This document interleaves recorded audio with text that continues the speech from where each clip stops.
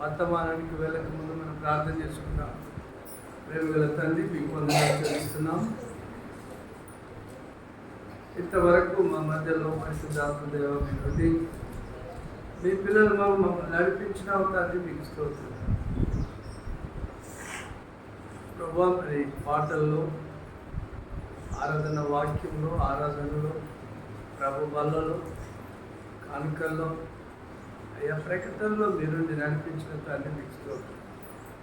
ఇప్పుడు నాయన వాక్యమైన తండ్రి, రెండో వర్తమానంలోనికి అయ్యా మేము వెళుతుండగా మీరే పరిశుద్ధాత్మ దేవ మాతో మాట్లాడి మమ్మల్ని అయ్యా మీరు దర్శించి మీరు నాయన మమ్మల్ని ఏమి చేయాలని మీరు మరి సంకల్పం ప్రణాళిక కలిగి ఉన్నారు. మమ్మల్ని ఆ మాటలతో మమ్మల్ని దర్శించి దీవించాలి. యేసయ్య పరిశుద్ధ నామమున వేడుకున్నాం తండ్రి. దేవునిలారా, మంచిది. అపోస్తుల కార్యములు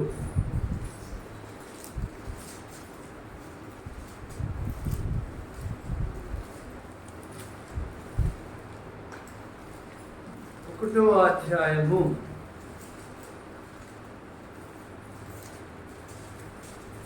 3వ వచనాన్ని మనం చదువుకుందాం. ఆయన శ్రమ పడిన తర్వాత 40 దినముల వరకు వారికి అగపడుచు దేవుని రాజ్య విషయములను గూర్చి బోధించుచు అనేక ప్రమాణములను చూపి వారికి తన్ను తాను సజీవునిగా కనపరుచుకొనెను. మంచిదమ్మా. మరి 8వ వచనాన్ని కూడా చదువుకున్నాం. అయినను పరిశుద్ధాత్మ మీ మీదికి వచ్చినప్పుడు మీరు శక్తి నొందెదరు కనుక మీరు యెరూషలేములోను యూదయ సమరయ దేశముల యందంతటను భూదిగంతముల వరకును నాకు సాక్షులై ఉందురని వారితో చెప్పాను. హల్లెలూయా. దేవుని బిడ్డలారా, కొంత సమయం దేవుని వాక్యాలు యేసు పునరుత్థానుడైనాడు, అంటే సజీవుడైన.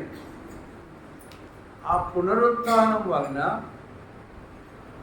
మరి మానవులకు ఏమి వచ్చింది అనేది మనం వాక్య భావాలు చూద్దాం. ఆయన సజీవుడు అని మరణాన్ని జయించి, శాతాన్ని జయించి, పాపాన్ని జయించి తిరిగి లేచిన తర్వాత ఆయన పునరుత్థానం వలన మనుషులకు కలిగిన మేలేమిటి? దేవుడులారా, ఒకటి దేవుడులారా,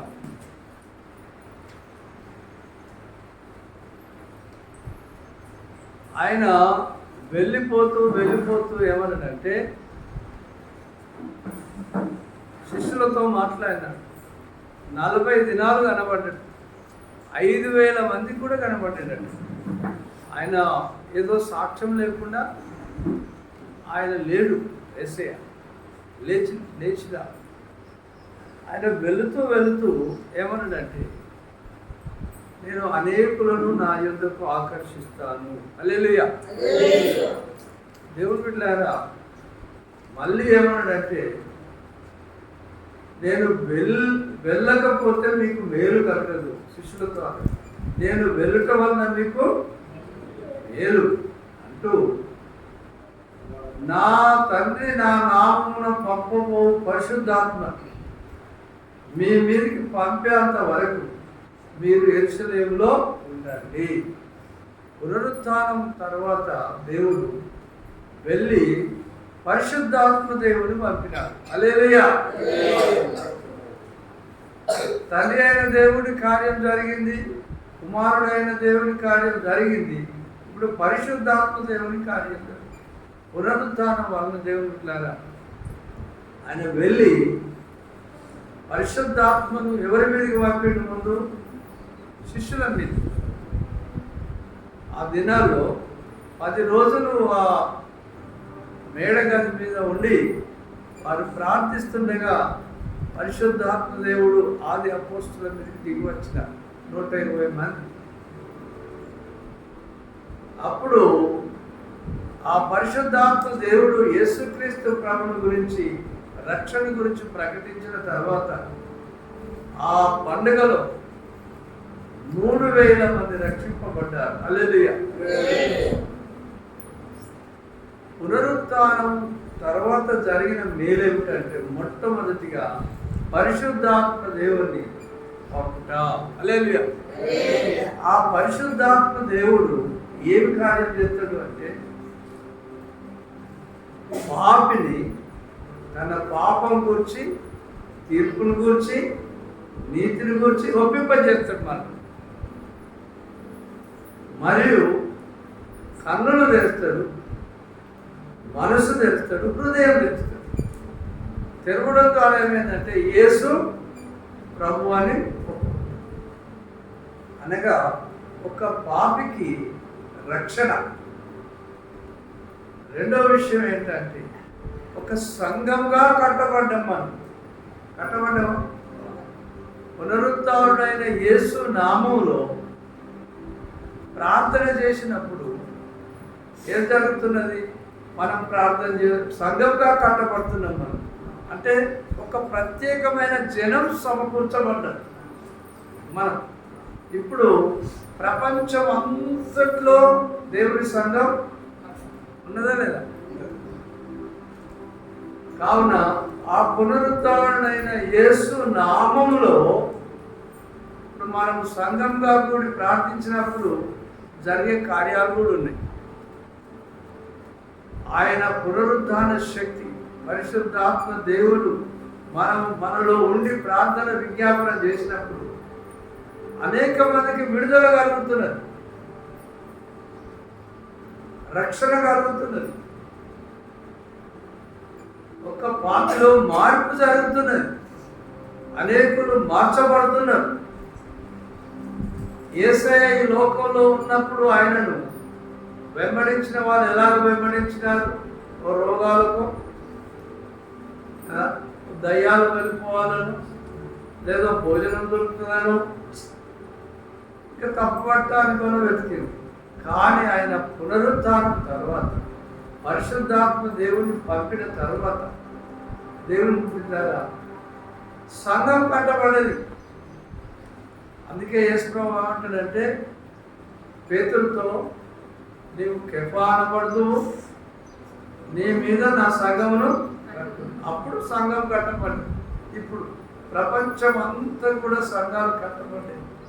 ఇప్పుడు సంఘముకు శక్తి ఇచ్చినాడు దేవుడు. పరిశుద్ధాత్మ మనం ప్రార్థన చేసినప్పుడు అనేక సంఘాలు కట్టబడుతున్నాయి, అనేక మందికి మార్పు జరుగుతుంది. ఆయన పునరుత్థాన శక్తి యేసు నామములో. ఇలాగ ప్రపంచం అంతా కూడా ఇంకా విస్తరిస్తున్నది. అనేక మంది ఈ సువార్తను ఆపివేయాలని, క్రైస్తవులను హింసిస్తే స్వార్థ ఆగిపోతుందని ఎన్నో ప్లాన్లు ఎత్తున్నారు. ఈ బైబిల్ని గాలబెడితే ఇది ప్రింట్ కావాలని అనుకుంటున్నారు. ఒక ఆయన, ఒక రాజు అన్నాడు కదా, ఈ బైబిల్ లేకుండా నేను చేస్తున్నాను అంటే ఆ రాజు గృహంలోనే బైబిల్ ప్రింట్ అయింది. హల్లెలూయా. దేవుడు అంత శక్తిమంతుడు. దేవుడు చూడండి, మనం ఈ దినం రక్షింపబడి సంఘముగా కట్టబడ్డామంటే యేసుక్రీస్తు పునరుద్ధానమందు విశ్వాసం ఉంచడం. ఆ విశ్వాసం ఎవరి వల్ల? పరిశుద్ధాత్మ వల్ల. ఆ పరిశుద్ధాత్మ దేవుని మనం పంపినాడు. ఏంటంటే బాప్తిస్మము, మొదట దేవుడు ఇచ్చిన ఆజ్ఞను బట్టి బాప్తిస్మం తీసుకున్నాం. అప్పుడు ఏమైంది? మనలోనికి పరిశుద్ధాత్మను పంపినాడు. అప్పటి నుండి మనలో ఉండి దేవుని సంఘానికి పోవాలనే ఆదుర్త, ప్రార్థన చేయాలని పరిశుద్ధాత్మ దేవుడు ఎన్ని కార్యం చేస్తాడు.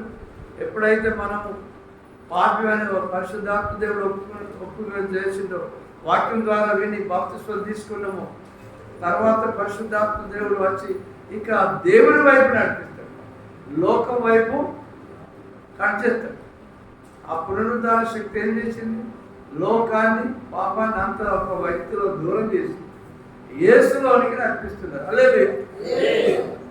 ఈ దినం మనం ఒక ప్రత్యేకమైన జనాంగంగా యేసుకు సాక్షులుగా పునరుత్థాన శక్తితో నిలబడ్డాం. ఇది ఏ శక్తి కాదు. మనకు మళ్ళీ దీన్ని విడిచిపెట్టి మళ్ళీ ఇక్కడికి వేరే మళ్ళీ రండి లోకంలోని కంటే పోతావా? అస్సలు. ఎందుకంటే దేవుని ఆత్మ, పరిశుద్ధాత్మ శక్తితో మనల్ని నింపి ఆయన ప్రజగా చేసుకున్నాడు. దేవుని బిడ్డలారా, ఇంకొకటి ఏమిటంటే యేసు పునరుత్థానం ద్వారా మనకు ఇంకొకటి గొప్ప కార్యం ఏంటంటే ఆయన ఏ విధంగా అయితే మరణాన్ని జయించి తిరిగి లేచినాడు, ఇప్పుడు పరలోకం ఉన్నాడు, మనకు కూడా ఒక దినం పునరుత్థానం ఉన్నది. హల్లెలూయా. పునరుత్థానం అంటే దేవుని నమ్మిన వాళ్ళకు ఉన్నది, నమ్మని వాళ్ళకు ఉన్నది, అందరూ లేస్తారు. కానీ ఎవరెక్కడికి పోతారు అనేది యోహాను భక్తుడు చెప్పినాడు. చూడండి, యోహాను సువార్త చదువుకున్నాను. యోహాను సువార్త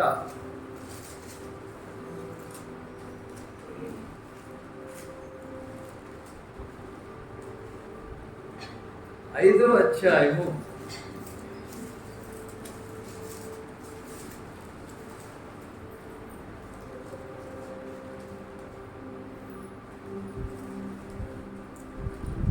25 నుండి చదువుకున్నామా. మృతులు దేవుని కుమారుని శబ్దము విను గడియ వచ్చుచున్నది, ఇప్పుడే వచ్చి ఉన్నది, దానిని వినువారు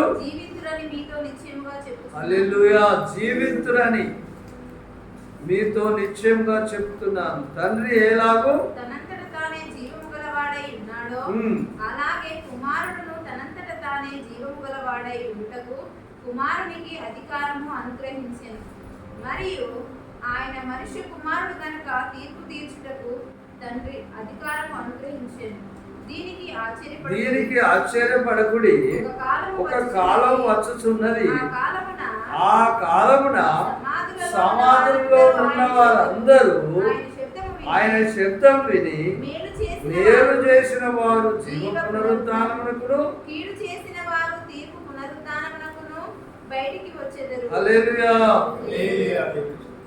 దేవుని నమ్మిన వారికి యేసు పునరుత్థానం ఏం చేసిందంటే మనము జీవ పునరుత్థానానికి లేపుతాం. యేసు ప్రభు వచ్చినప్పుడు తీర్పుకు సింహాసనం మీద కూర్చున్నప్పుడు అందరూ లేపబడతారు. దేవుని నమ్మిన వారు, నమ్మని వారు అందరూ లేపబడతారు. కానీ మనము లేపబడేది ఎందుకంటే జీవ పునరుత్థానం. మనం ఎప్పుడు జీవించడానికి లేపబడతాం, ఆయనతో ఉండటానికి. అది ఆయన యందు విశ్వాసం ఇచ్చిన మనకు.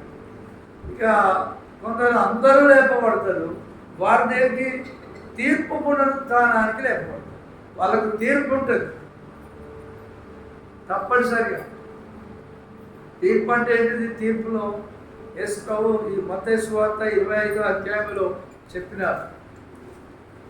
గొర్రెలు మేకలను ఏం చేస్తాడు? వేరు చేస్తాడు. గొర్రెలతో అంటాడు, ఇదిగో లోకం పుట్టినది మొదలుకొని మీ కొరకు సిద్ధపరిచిన రాజ్యానికి వెళ్ళాలి అంటాడు. మనం అందరం సంతోషంతో జీవ పునరుత్థానానికి వెళ్తాం. యేసయ్య పునరుత్థానం. హల్లెలూయా. ఈ మేకలున్న ఎడమ చేయి పక్కన ఇవి వెళ్ళిపోతాయి తీర్పు, నిత్య నరకానికి వెళుతాం. చూడండి, మనం ఎంత ఆయన పునరుత్థానం అందు విశ్వాసం ఇచ్చిన మనకు నిత్య జీవం ఉంది. దాని కొరకే మన నిరీక్షణ. ఒక ఆయన బైబిల్లో కూడా రాయబడ్డది, మృతులలాగా లేస్తారు ఆయనకు సందేహం వచ్చింది. చూడండి, దానికి కూడా జవాబు పౌలు గారు చక్కగా చెప్పిన, మనం చనిపోయినాక ఎక్కడ లేస్తామండి? లోకం అదే అంటున్నారు కదా, చనిపోయినాక మట్టిలో కలిసిపోతుంది, ఊపిరిపోతుంది, అయిపోతుంది అని అనుకుంటున్నారు. కానీ చూడండి, ఈయన చక్కగా చెప్పినాడు. కొరింథీ మొదటి పత్రిక 15వ అధ్యాయం 35వ వచనము, మృతులు చనిపోయిన వరకు లేస్తారు. బైబిల్లో దేవుడు యేసయ్య లేపినాడు చనిపోయిన వారిని. ఇప్పుడు కూడా అనేక మంది భక్తులు ప్రార్థన చేసినప్పుడు మరణించిన వారు సైతం లేస్తున్నారు. యేసు లేచినాడు, లేపుతాడు. చదవండి బిడ్డ. కొరింథీ మొదటి పత్రిక చదవండి. అమ్మ 35 చదువు. అయితే మృతులు ఎలాగూ లేతురు. ఎట్లా లేస్తారు మృతులు? చనిపోయినాక లేస్తారు. వారెట్టి శరీరంతో వస్తారని ఒకడు అడుగును. ఓ అవివేకి, నీవు విత్తనది చచ్చితేనే గాని బ్రతికింపబడదు కదా.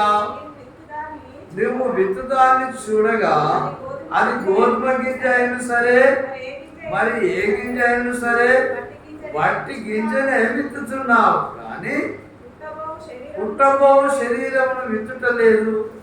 అయితే దేవుడే తన చిత్త ప్రకారం నీవు విత్తిన దానికి శరీరం ఇచ్చును, ప్రతి విత్తనమునకు దాని శరీరం ఇచ్చుచున్నాడు. హల్లెలూయా.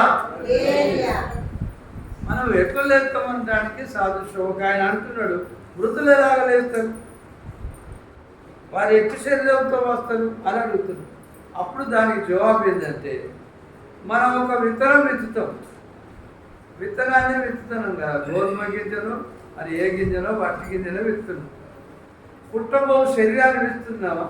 ఒక మొక్కను విత్తనే ముందే విత్తనం విత్తున్నాం. అయితే విత్తనం విత్తే ఇక్కడ మంచి జవాబు ఇచ్చినాడు. అయితే దేవుడే తన చిత్త ప్రకారం నీవు విత్తిన దానికి శరీరం ఇచ్చు. విత్తేమైతే చచ్చిపోతుంది భూమిలో. చచ్చిపోయిన తర్వాత దానిలో దేవుడు దానికి జీవం ఇస్తాడు. అలాగే మనం అందరం చనిపోతాం, కానీ మనకు మళ్ళీ ఎలాంటి శరీరంతో వస్తామని ఇక్కడ చెప్తున్నాడు. చూడండి, 50వ వచనాన్ని చదువుకుందాం. మనకు యేసు పునరుద్ధానం ఏం తెచ్చిందంటే ఒక గొప్ప మర్మం చెప్తున్నాడు. చదవమ్మా 50వ వచనం. దీంట్లో కొరింథీ మొదటి పత్రిక 15 చదువు. రక్త మాంసములు దేవుని రాజ్యమును స్వతంత్రించుకొన నేరం. ఇవన్నీ ఈ యొక్క రక్త మాంసములు శరీరం దేవుని రాజ్యాన్ని స్వతంత్రించుకో. దీంతో పో. చదువు. క్షయత అక్షయతను స్వతంత్రించుకోనదు. అంటే క్షయమైన శరీరము, అక్షయతం అంటే అక్కడ రాజ్యం పోదు. ఇదిగో ఒక మర్మం తెలుస్తున్నాను, మనం అందరము కానీ నిమిషంలో ఒక రెప్పపాటున కడపూరం రోగగానే మనం అందరము మార్పు పొందుదాము, పూరం రోగును. అప్పుడు వృత్తులు అక్షయుగా లేపబడుదురు, మనము మార్పు పొందుదాము. క్షయమైన ఈ శరీరం అక్షయతను ధరించుకోవలసి ఉన్నది, మర్త్యమైన ఈ శరీరం. హల్లెలూయా. దేవుని బిడ్డలారా, ఈ శరీరముతో మనం పరలోకంలో చేరలేము. అక్కడ మహిమ శరీరం కావాలి. అందుకే యేసుప్రభువు అంటాడు, ఆయన పునరుద్ధానుడై లేచిన తర్వాత ఆయన మహిమ శరీరంతో ఉంటే మరి వచ్చి కాళ్ళను ముట్టుకోబోతుంది. అమ్మమ్మ, నేను నన్ను ముట్టుకోకు, నేను మహిమ శరీరంలో ఉన్నా. ఎందుకంటే ఆయన క్షయమైంది అయిపోయింది, అక్షయంతో లేపంటారు. అందుకే శిష్యులు ఒక గదిలో అందరూ భయపడుతూ ఉన్నప్పుడు తలుపులు వేసుకొని ఉంటే వారి మధ్యలో కట్ చేసేది. అంటే ఆయన మహిమ శరీరంతో ఉన్నాడు, ఎక్కడికైనా వెళ్ళచ్చు. మనకు కూడా దేవుడు ఒక దినం మహిమ శరీరం ఇస్తాడు, ఒక రెప్పపాటున మార్పు పొందుతాం. ఇది సత్యం దేవుని పిల్లలు. ఎందుకంటే మనము ప్రార్థన చేసిన వారికి దేవుడు జవాబిస్తున్నాడు. అనేక మనలో పరిశుద్ధాత్మ దేవుడు మనల్ని నడిపిస్తున్నాడు, ఆయన కొరకు నిలబడ చేస్తున్నాడు దేవుడు. వీటన్నిటి బట్టి మనం ఒక దినం లేస్తాము, మన నిరీక్షణ అది. ఒక దినం వేసే వస్తాడు, మనల్ని తీసుకొని పోతారనే గొప్ప నిరీక్షణ. ఆయన పునరుద్ధానం మనకు వచ్చింది. ఇక్కడ ఒక వచనం చదువుకొని మనం ముగించుకుందాం.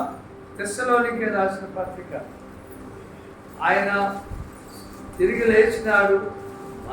మనం కూడా ఒక దినం లేస్తాము. ఇప్పుడు ఆయన ఎక్కడున్నాడో మనం కూడా అక్కడనే ఉంటాం. దేవుడికి స్తోత్రం. తెస్సలోనికే రాసిన మొదటి పత్రిక 4వ అధ్యాయము 16వ వచనం. ఆర్భాటముతోను ప్రధాన దూత శబ్దంతోను దేవుని బూరతోను పరలోకము నుండి ప్రభు దిగి వచ్చును. హల్లెలూయా. ఈయన రాసిన పౌలు గారు 3వ ఆకాశానికి వెళ్ళినాడు. యేసుక్రీస్తు ప్రభును ఆయన స్వయంగా చూసినాడు. ఆయన అనేక సార్లు చూసినాడు. ఆయన ద్వారా నడిపింపబడ్డాడు. ఆయన చెబితేనే దర్శనం ప్రకారమే సువార్త ప్రకటించినాడు. 3 దండయాత్రలు చేసినాడు. అనేక సంఘాలు భూమి మీద కట్టబడ్డాయి. పరిశుద్ధాత్మతో నడిపింపబడ్డాడు. ఆయన ఏమంటాడంటే, అయ్యా ఒక మర్మం ఏంటంటే, ఆర్భాటంతో ప్రధాన దూత శబ్దంతో దేవుని బుర్రతో పరలోకం నుండి ప్రభు దిగి వస్తాడు. ఆయన శరీరంతో ఉన్నప్పుడు తీర్పు తీర్చడానికి రాలేదు. శరీరంతో ప్రాణం పెట్టడానికి వచ్చినాడు. ఇప్పుడు తీర్పు తీర్చడానికి వస్తున్నాడు. అంతేకాదు, క్రీస్తు నందుండి మృతులైన వారు ఎవరు లేస్తారట? యేసుక్రీస్తు ప్రభువును నమ్ముకొని చనిపోయిన వారు ఆ బూర శబ్దం విని మొదట లేస్తారు. చూడండి, అందుకే అంటాడు, మృతులు ఆయన శబ్దం విని లేచే సమయం వచ్చిందని. లాజరు కూడా ఆయన స్వరం విని లేచిందా లేదు? మనం కూడా అలాగే లేస్తాం. లేచి ఏం చేస్తాం చూడండి, ఆ మీదట సజీవులమై నిలిచి ఉండి మనము వారితో కూడా ఏకంగా ప్రభువును ఎదుర్కొనుటకు ఆకాశ మండలములకు మేఘముల మీద కొనిపోబడును. కాగా మనము సదాకాలం ప్రభుతో కూడా. కాబట్టి మీరు ఈ మాటల చేత, హల్లెలూయా, మనం ఈ మాటల చేత ఒకరినొకరు ఆదరించుకోవాలి. మనకు ఒక నిరీక్షణ ఉన్నది. యేసు ప్రభు మరణాన్ని జయించి తిరిగి లేచినాడు. ఆ మరణ పునరుద్ధానం విశ్వాసం ఉంచిన మనం ఒక దినం ఆయన వస్తాడు. మనం ఒకవేళ ఆయన రాకను మనం అంతకు ముందే చనిపోయి ఉంటే ఆయన వచ్చినప్పుడు మనమే ముందు లేస్తాం. ఒకవేళ సజీవులమై ఉంటే ఇప్పుడు వస్తే మనం సజీవులం అయితే ఒక్క నిమిషంలో రెప్పపాటులో మనకు మహిమ శరీరం వచ్చేస్తుంది. ఈ శరీరం పోయి ఆయనను ఎదుర్కోవడానికి వెళ్తాం. అంత గొప్ప నిరీక్షణ దేవుడు మనకిచ్చినాడు. కాబట్టి ఆయన ఒక మాట అన్నాడు. ఏమన్నాడంటే, ఆయన వెళుతూ ఏమన్నాడు? యోహాను సువార్తలో, మీరు దేవుని యందు విశ్వాసం ఉంచినారు, నా యందు విశ్వాసం ఉంచారు. నేను వెళుతున్నాను తండ్రి దగ్గరికి. నా తండ్రికి అనేక నివాసాలు ఉన్నాయి. లేని అన్న మీతో చెప్పుదు, నేను వచ్చి మరలా మిమ్మల్ని తీసుకొని పోతానని చెప్పిపోయిన దేవుడు అక్కడ స్థలం సిద్ధపడుతున్నాడు. మన విశ్వాసం కొరకు, మన కొరకు ఎలా ప్రార్థన చేస్తుండో తెలుసా? దేవుడు బిడ్డలారా అక్కడ ఉంది, అయ్యా మీ వాక్యం ఆయన వారికి ఇచ్చినారు, వారు నమ్మినారు, నాకు విశ్వాసం ఉంచినారు. అయ్యా సాతాను నుండి తప్పించాలి, కీడుల నుండి కాపాడండి. ఎందుకంటే ఈ లోకంలో దుష్టులు ఉన్నారు.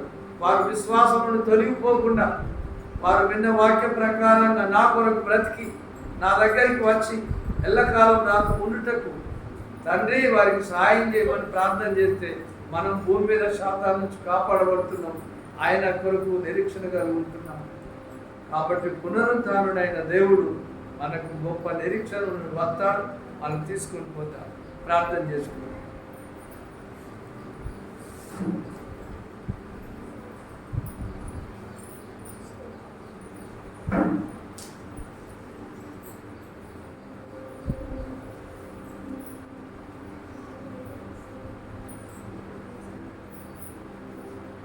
పరమా జీవము నాకు నివా, తిరిగి లేచెను నాతోనున్నా.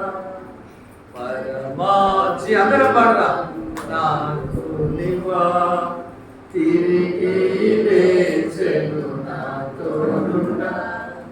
నిరంతరము నడిపించును మరణ వచ్చి యేసుకొని పోవును నిరంతరము నడిపించును మరణ వచ్చి యేసుకొని పోవును యేసు చాలును యేసు చాలును హల్లెలూయా స్థితికైనా నా జీవితములో యేసు చాలును. హల్లెలూయా. ప్రార్థన చేసుకుంటాం దేవుని బిడ్డలారా. దేవుని కృపను బట్టి అందరూ ఒక నిమిషం ఎవరికి వాళ్ళు ప్రార్థన చేసుకుంటాం.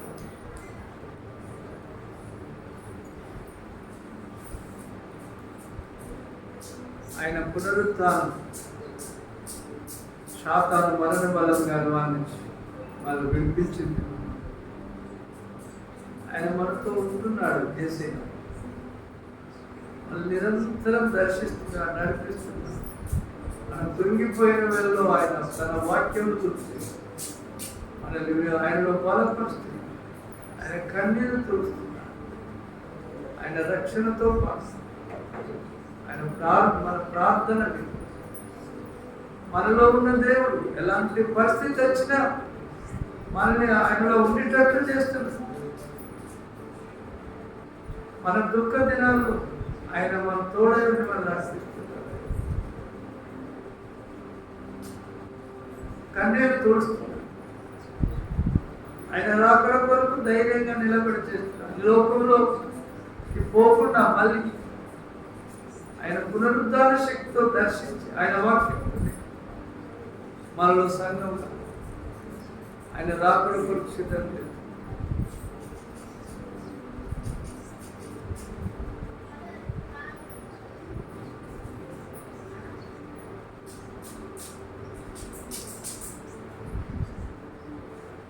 ఎవరైనా ప్రేరేపింపబడిన వాళ్ళు చిన్న ప్రార్థన చేస్తే ఆశీర్వాదంతో ముగించుకున్నాం. ఎవరైనా ప్రేరేపింపబడ్డవారు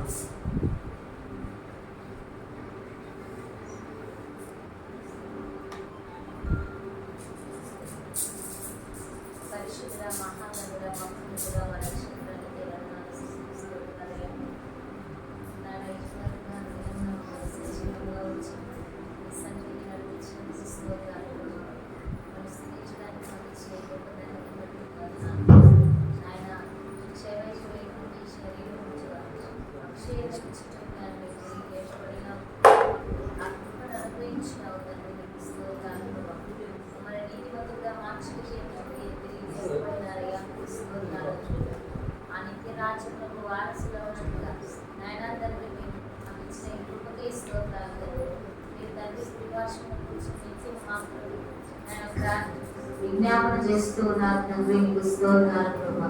ఈ దృష్టి నుంచి ఈ లోకంలో దృష్టి నుంచి మమ్మల్ని తప్పించమని నిత్యము విజ్ఞాపన చేస్తున్న మా యేసుక్రీస్తు ప్రభా మీకు స్తోత్రాలు తండ్రి. మాకు నాయన తండ్రి అక్షయమైన శరీరం మహిమా శరీరము ధరింపజేయబోతు నాయనా తండ్రి మీరు ఇచ్చిన ఈ కృపకే స్తోత్రాలు తండ్రి. మాకు ఇచ్చినటువంటి గొప్ప ధన్యత బట్టి మీకు లెక్కలేనని వందనాలు స్తోత్రాలు చెల్లిస్తున్నామయ్యా. మాకు నాయన ప్రభా ఈ కృప వలన నా తండ్రి రక్షణ మీరు రక్షణ ఇచ్చిన తండ్రి నేను మీ కృపను పొందుకున్నామయ్యా. నీకు స్తోత్రాలు తండ్రి. మీ కృపకే వందనాలు స్తోత్రాలు చెల్లించుకుంటూ ఈ వాక్యము మా అందరి హృదయాలు ఫలింప చేయమని నేను నీ వాక్యానుసారంగా జీవిస్తూ మీ రాకడకు మేము అందరము సిద్ధపడే వారంగా ఉండినట్టుగా సహాయం చేయండి. మీ రాకడలో ఎత్తుపడి నాయన మీతో నిత్యరాజ్యంలో నాయన నిత్యం సంతోషంలో నిలిచియుటకు మీ కృపా భాగ్యము మాకందరికీ అనుగ్రహించమని యేసుక్రీస్తు నామమున అడిగి వేడుకొని పొంది ఉన్నాం మా తండ్రి. పరమ తండ్రి అయిన దేవుని ప్రేమ, మన ప్రభు అయిన యేసుక్రీస్తు వారి కృప, పరిశుద్ధాత్మ దేవుని అన్యోన్య సహవాసం ఇప్పుడు ఎల్లప్పుడు సదాకాలం మనకు తోడైంది అనిపించుకున్నాం.